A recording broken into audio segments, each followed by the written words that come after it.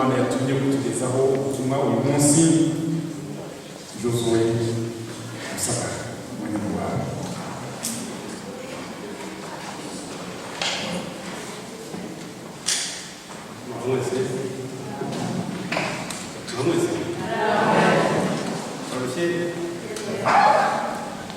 Tunejejwe cyane n'uyu mwanya tubonye wo kuganira ijambo ry'Imana. Tunejejwe cyane n'abashyitsi inshuti zacu bavandimwe muri Yesu batugendereye uyu munsi. Kandi dushimiye bararirimbye indirimbo nziza Yesu ukoni. Reka twamaze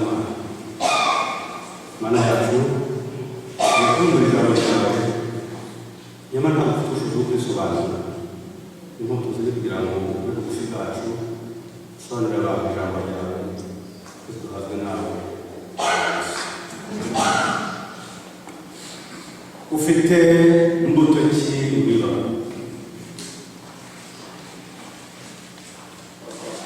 Yesu ari ku isi yagiye abwiriza inshuro nyinshi, yavugaga amagambo mu migani kugira ngo abantu bayatekerezeho bayari n'umwanya bakomeze kwibaza icyo yagiye ashaka kuvuga.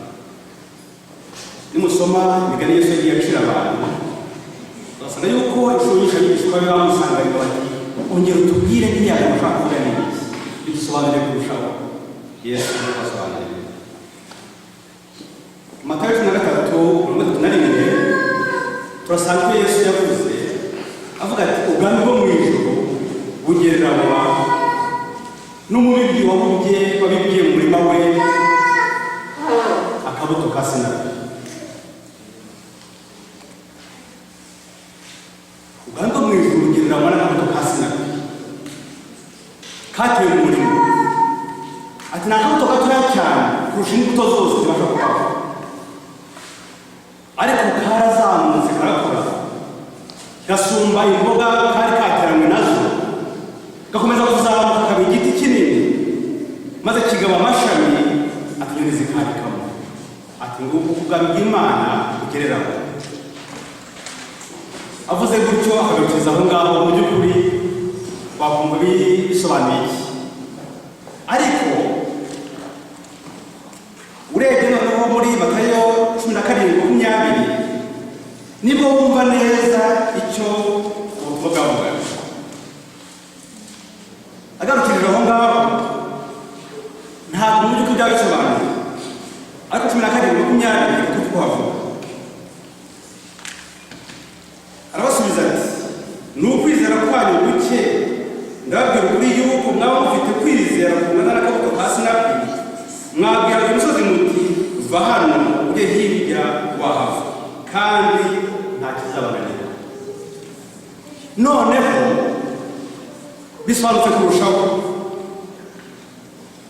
Imbere havuga hati ubwami bwo mu ijuru bugereranywa n'akabuto ka sinapi katewe mu murima, karakura kaba igiti kinini cy'inganzamarumbu, ndetse inyoni zikarika amashami y'icyo giti. Agarukiza aho ngaho.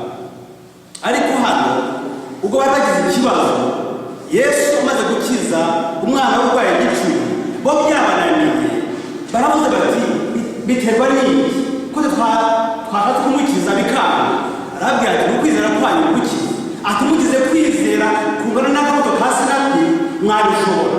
Ariko noneho byumvikane yuko ari akabuto ka sinapi gaterwa kandi kagakura kakaba igiti cy'inganzamarumbu.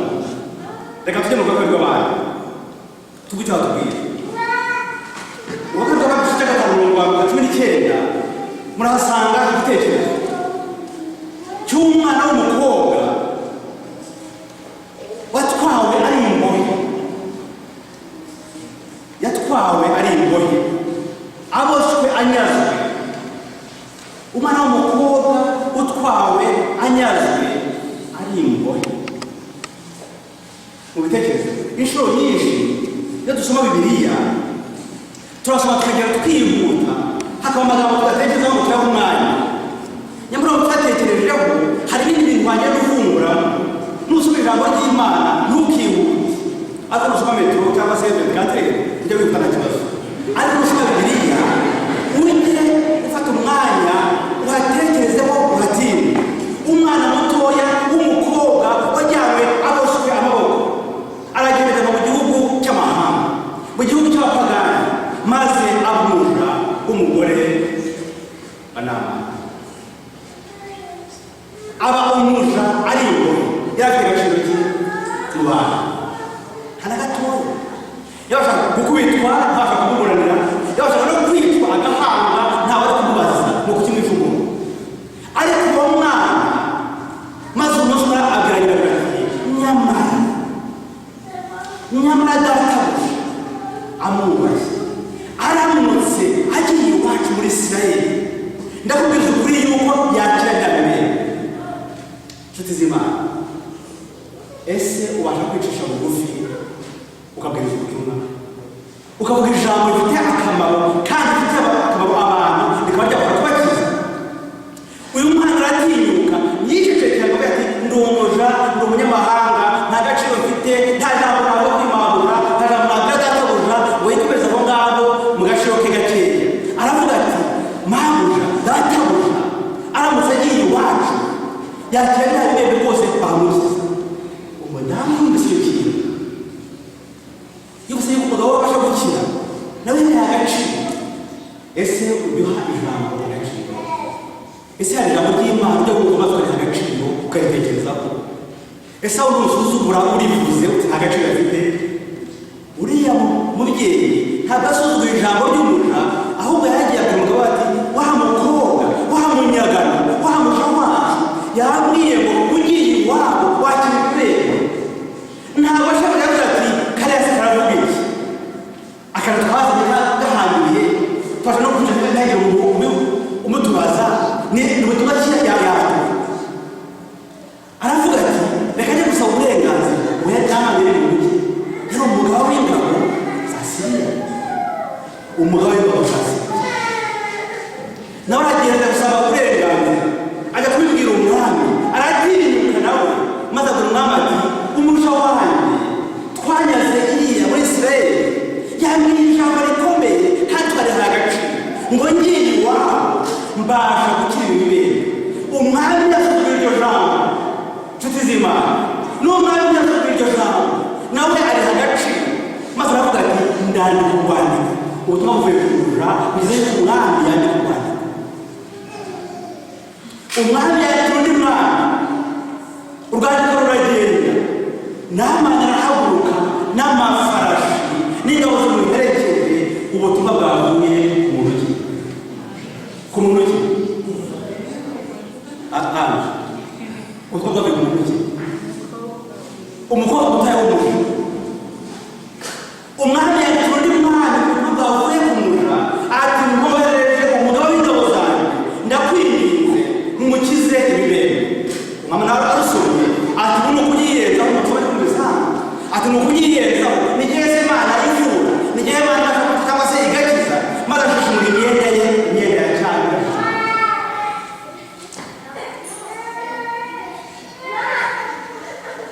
Elisa yumvise ati kuko ashishimura imyenda yawe, nawe ntabwo ko muri Isirayeli hari Imana, ntabwo ko muri Isirayeli hari ubushobozi buturuka mu ijuru bubasha gukiza ibibembe n'indwara zose. Ati mwohereze, wigira ubwoba, imyenda yawe bayihora ubusa, mwohereze amenye ko muri Isirayeli hari Imana. Nshuti z'Imana muri hano, mbese iwanyu hari Imana? Mbese washobora kureka abantu bazi iwanyu hari Imana? Mbese twakungukira iwanyu?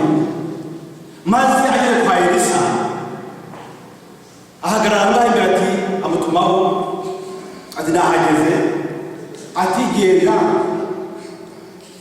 ntacyo tuvugana kindi, genda ujye muri Yorodani.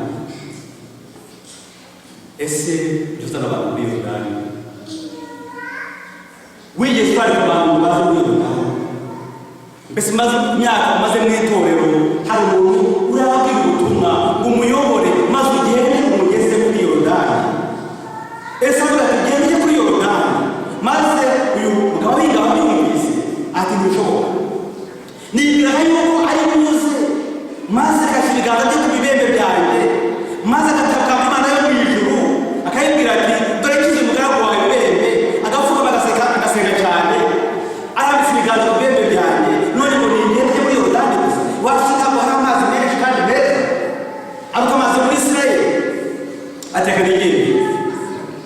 ese wari watera umugongo ijambo ry'Imana? Ese mu buryo bw'ijambo ry'Imana watera umugongo buriha agaciro? Abagaragu ba Namani maze bamubwira bati ariko ibyo ukoze ntabwo ari byo. Wabashaka kukubwira ikintu gikomeye kandi ukagikora, none akubwiriza kujya muri Yorodani bigutwaye iki? Ati ngaho reka mbikore. Ajya muri Yorodani. Yunani ajya muri Yorodani ku butumwa bwavuye kuri nde? Ubutumwa bwavuye ku muja adafite ubwoba. Namani ajya muri Yorodani kandi Namani akira ibibembe izina ry'Imana ry'imbazo. Inshuti z'Imana, nababwiye igihe usomera ijambo ry'Imana biri mu mwanya utekereze. Uyu mwana w'umukobwa waragurishije amafarashi n'umugabo w'ingabo za Siriya n'abagaragu n'imyenda yo kuzatagaho ibihembo. Ese ubutumwa yatanze yasigaye ameze ati? Ese kuki atategeka ati none batabo kizabigenza gute? Uyu mugaragu w'ingabo uhagurutse n'ingabo n'amafarashi utwaye ugendera ijambo ryanjye, ese umva kwizera uriya Mana yari afite? Nicyo nshaka ko dutekerezaho. Kwizera kwakuze kugaragara nk'ikiganzamarumbu kuvuye ku kabuto gatoya ka Sinayi. Uyu mwana yari kugendekera bite iyo Namani akora ruriya rugendo umwami yanditse urwandiko Namani akaba adakize? Yari kugenda bite? Kuki uriya mwana atagize ubwoba asigaye ati uyu muntu nohereje none atakira? Ariko yari yizeye Imana ya Isirayeli. Yari yizeye Imana ya Isirayeli izabikora byanze bikunze. Umva gukura kwa kabuto ka Sinayi. Inshuti z'Imana, ese gukura ko kwizera kwawe kumeze nk'igihe gito? Ese kwizera kwawe kwarakuze kugeza ubwo ubasha kohereza ubutumwa ku mwami wizeye ko ari ubutumwa bw'ukuri?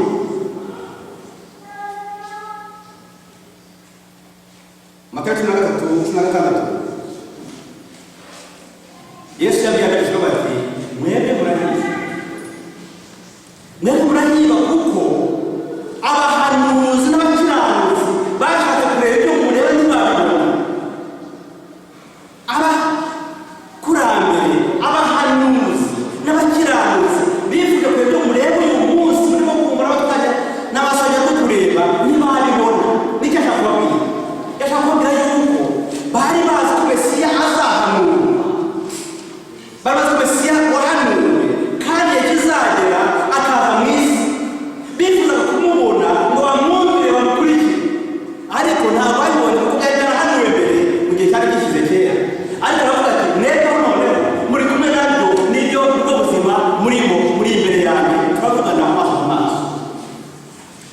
Inshuti z'Imana, igihe turimo nubwo kibujije bwose, nubwo gikomeye, ariko turahibanza bariho muri iki gihe kuko dufite inshingano yo guteguza kuza k'umukiza wacu tubura abantu yuko Yesu agiye kugaruka.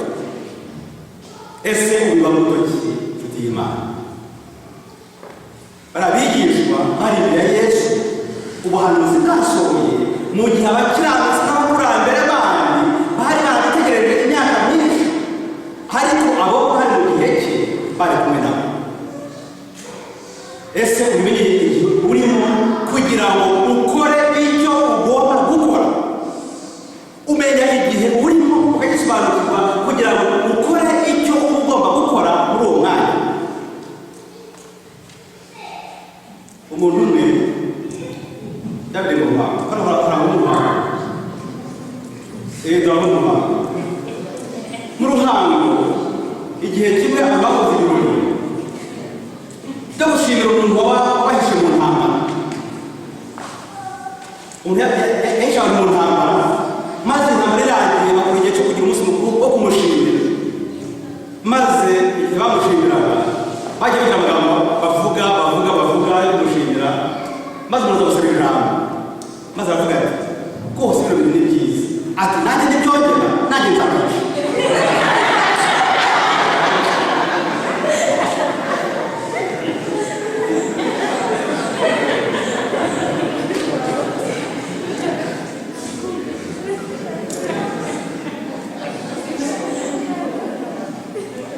Igihe tugezemo hari twagomba gukora.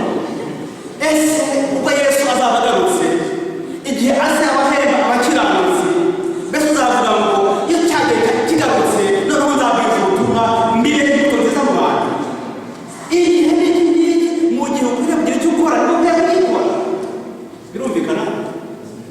birumvikana.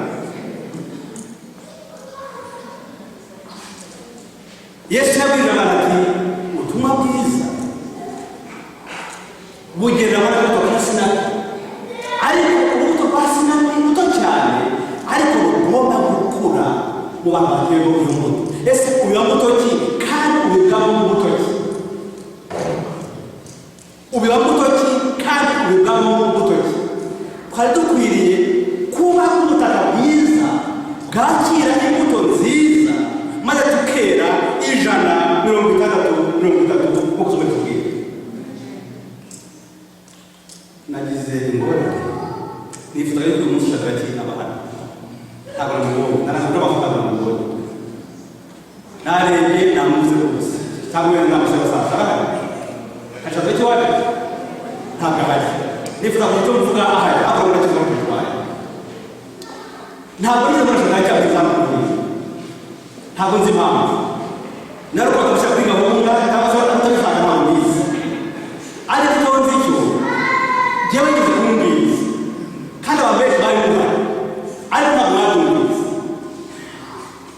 Yarambwira kandi nawe ukuri yuko ikibazo cyashagara iki kugira ngo nzakibagirwe keretse umunsi mpande mbere nanjye ngaho ndihumbe ntabwo nzakibagirwa. Nari ndi jyenyine ariko nawe bari bahari benshi, ariko muri muturimo muri hirya no hino mugendagenda umukino mwambwira cyane cyarambwira ati abantu benshi nuko yatangiye ati abantu benshi Rusagara bazi yuko ukunda Imana ari gufata Bibiliya indirimbo n'abinjira ku isabato ukabihagararira ukaza mu rusengero.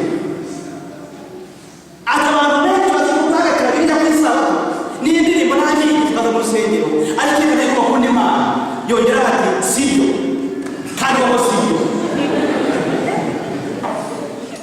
Ati gukunda Imana ni ugukunda mugenzi wawe.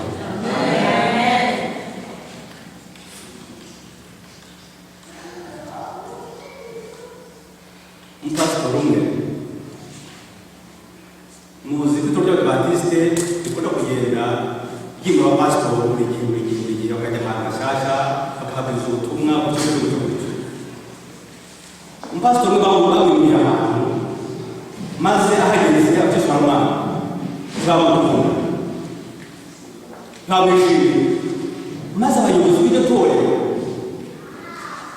babwira abaganga mu byakorekazi bati kugira ngo amaso tuvane hano reka tuzamuhimbira ibintu uzavuga yuko agiye gutunganya urusengero, maze usanga mu rusengero afata ku ngufu. Ibintu byoroshye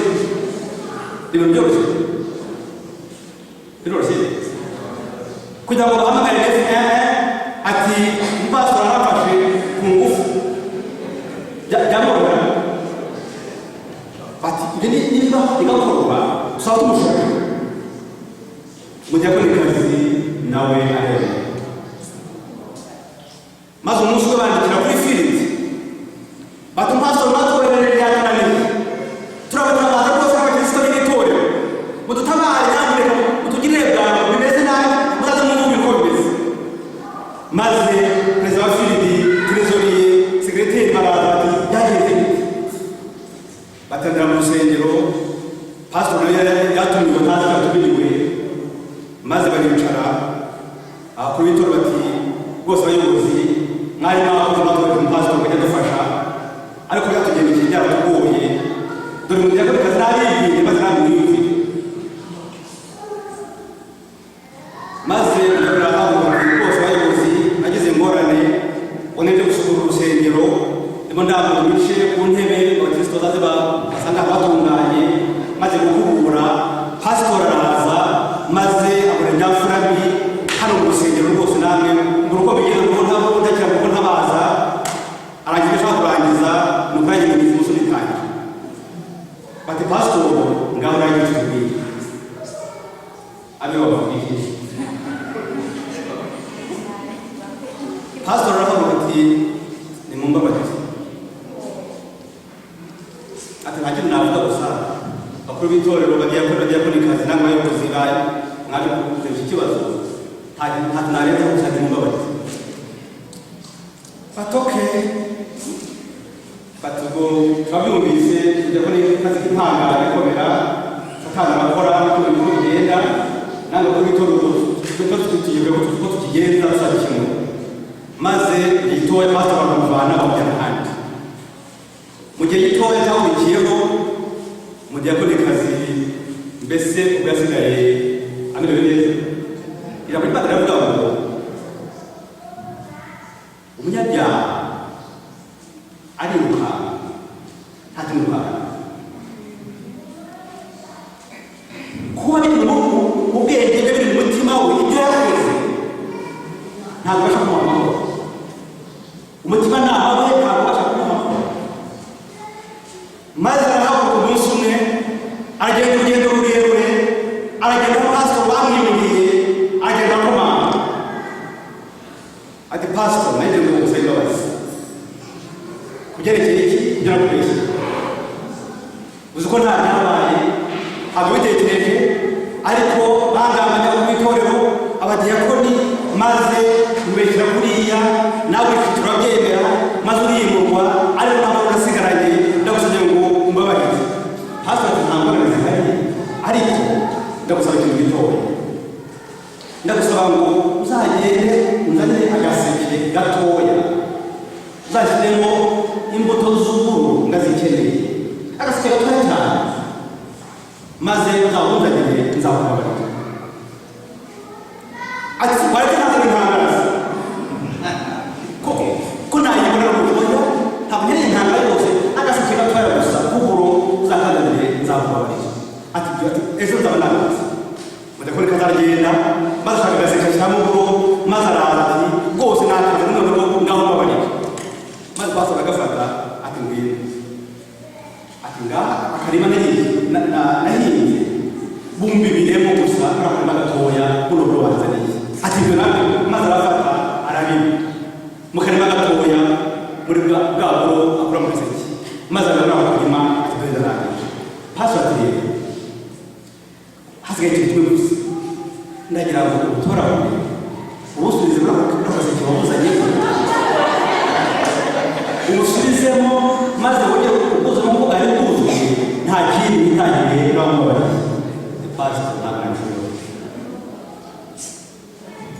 agaseke gatoya kagaragara uburo buteye hano urahareba ntabwo bagiye kure nta muri nabo ntabwo bahinzemo ntabwo cyo gutora ngo usubizemo ati ntabwo nashobora ati ya magambo bavuze ubu ntabwo ubasha kuyagaragara ngo bibe nkaho nta kintu cyabaye ibyo wavuze byaragiye byavuze mu itorero abayobozi bafite baratwara ubaza ko n'umusambanyi ubusenya n'ikirago icyo wakoze giteye ubwoba icyo Yesu yavuze muri uyu mugani yavuze no ku mbuto z'urukungu yavuze no ku rukungu yavuze imbuto zibasha kubiga mu butaka bwiza zikera 130 ariko aje kuvuga ngo ubwabwo mu ijuru bugeraho iby'imbuto ariko hazamo n'urukungu inshuti z'Imana ese aho muri urukungu ese aho mwemera kubibwamo urukungu ubasha kubiba urukungu kandi ushobora kubibwamo urukungu ujya usobanura imbuto ubiba n'imbuto ubibwamo kugira ngo umenye ko ari imbuto nzima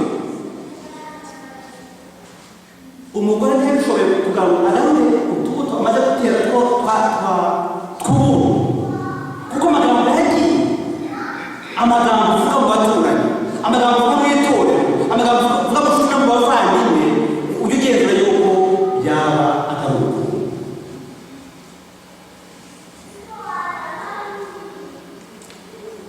gakwego kurino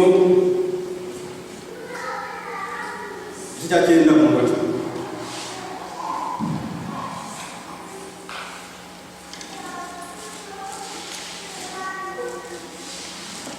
avuga ngo yiha umubibyi imbuto n'imitsima yo kumugaburira niyo izaba ibongere imbuto zanyu zo kubiba kandi bwize imbuto zo gukiranuka kwayo 11 namwe muzatungishwa muri byose ngo mugire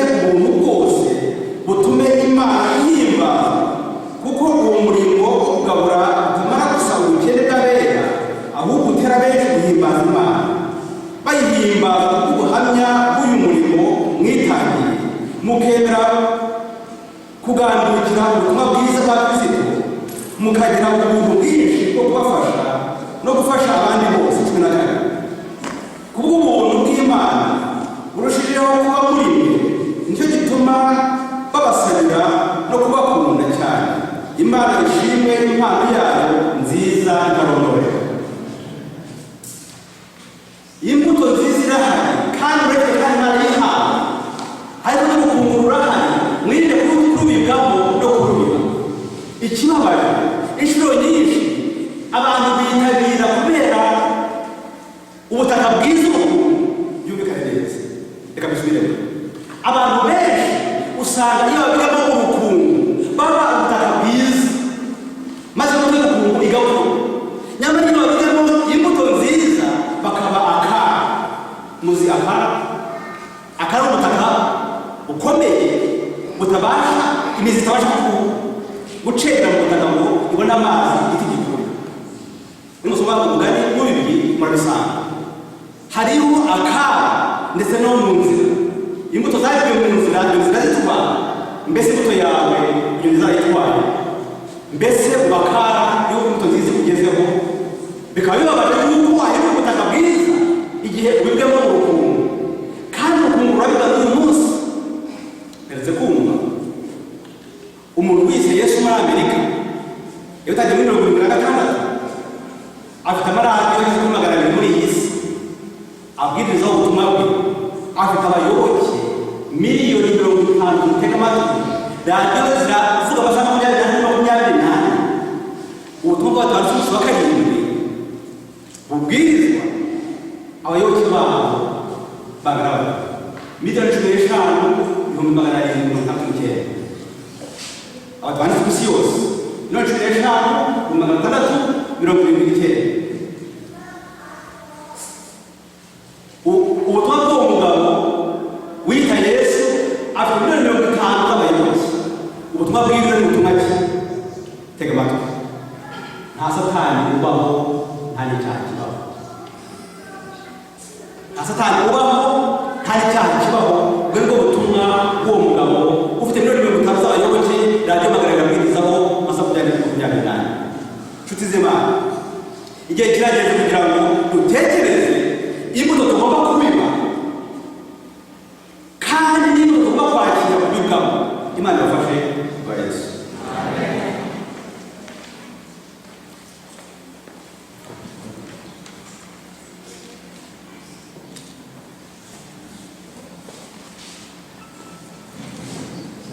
Nagahe bafasha kugira ngo ushimire gusagara kubera iki kibwirizwa kisa tugejejeho. Gusagara Imana yakoresheje, ndagira ngo mbasabe